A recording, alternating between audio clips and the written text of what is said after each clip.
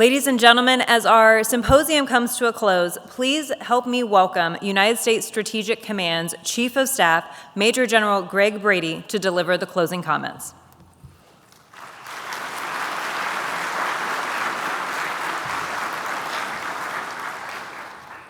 Well, good afternoon.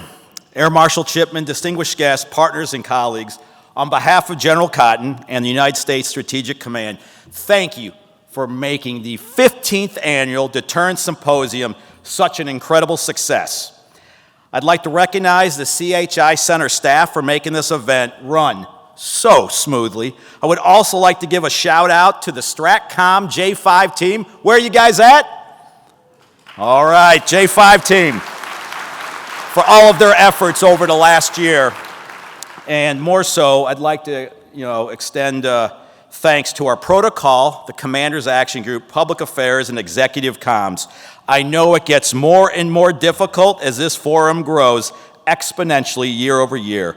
And of course, a big thanks to all of our speakers, moderators, and panelists, and even to our own moderator, Lieutenant Colonel Janelle Black, mentioned twice by the Chairman of Joint Chiefs of Staff. Janelle, you got a bright future. Okay, so as the Chief of Staff, I've got good news and I've got bad news. Good news, we've got a lot of work to do. The bad news, we've got a lot of work to do. But that's okay, because that's what this forum is all about. We've accomplished our goal of bringing together the relevant stakeholders and raising the nuclear IQ. The next step is to go beyond this room and engage back in the world. Attention is being drawn to the issue of strategic deterrence that we haven't seen since the Cold War. I think of Governor Pillen's address this morning, the governor of Nebraska, that he said we gave him goosebumps. If that's not a measure of effectiveness, I don't know what is. Over the course of the last 2 days, we heard three recurring themes again and again. Number one, the complexity of the strategic environment. Think about General Brown's comments this afternoon. A two-body problem versus a three-body problem, maybe 4, 5, or 6. Number two, an urgency to act. And number three, the importance of integrated deterrence, most notably of allies and partners, and the role of conventional nuclear integration. A couple other key points we heard over the last 2 days. Dr. Vipin Narain calls it a multiple nuclear challenger problem. Congressman Garamendi said we're dealing with the most consequential issue of our age. Whatever you want to call it, we're facing a monumental task.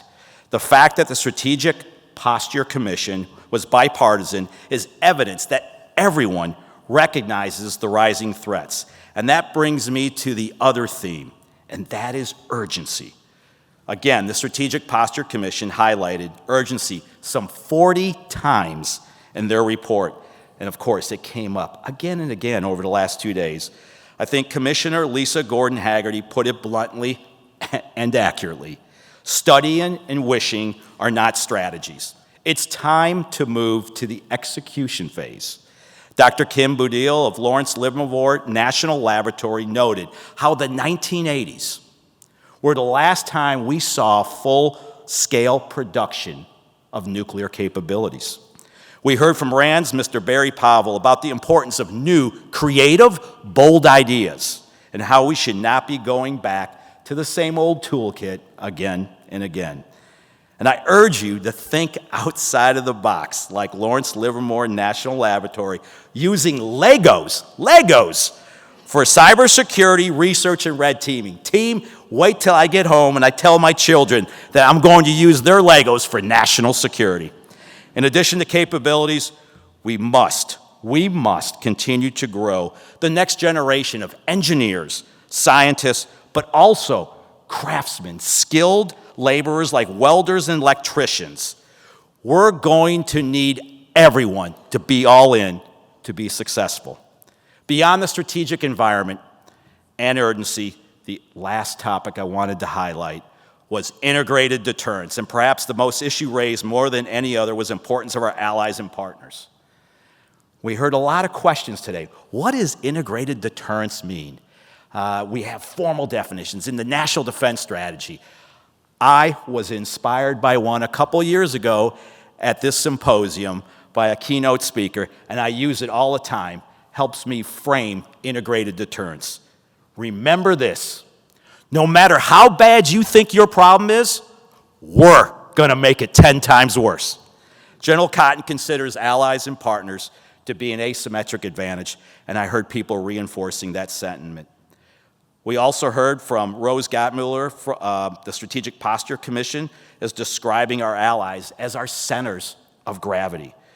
We heard from State Department, Mallory Stewart, talk about U.S. and its allies and partners are a team, one with an important distinction, not an us versus them team, but a team that anyone interested in international law can join. And we have 15 different countries represented at this symposium.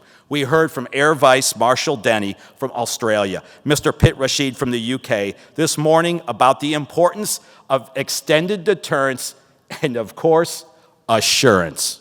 There was also consensus on the need for a whole-of-government approach, utilizing every instrument of power, both nuclear and conventional capabilities, to work together to achieve our security and deterrence goals. You heard the chairman referred to hard power, soft power, or the seamless integration of both in a symphony of power.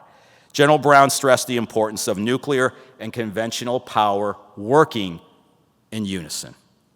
We heard retired Generals Chuck Jacoby and John Kelly discuss the importance of CNI with the Honorable Sasha Baker, and earlier today you heard Jim Miller highlight conventional weapons raise the capacity to deter and augment nuclear weapons.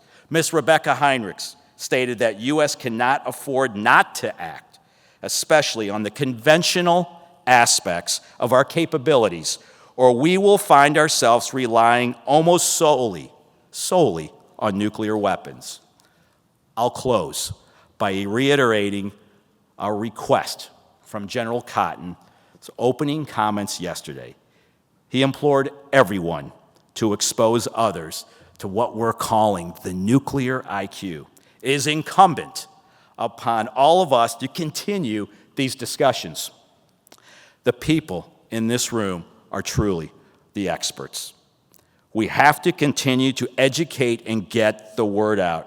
If we all recognize the challenging strategic environment and the urgency which we must act, then it is our responsibility to act. And I'll end on this. General Cotton would say, let's get after it. Peace is our profession. Thank you.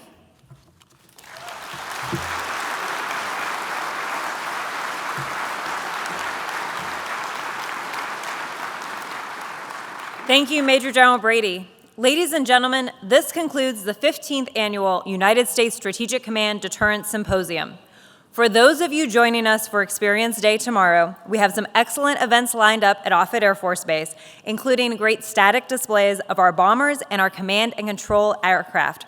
We wish you safe travels, and we hope to see you at next year's symposium, which will be August 6th and 7th, 2025, back here at the CHI Health Center.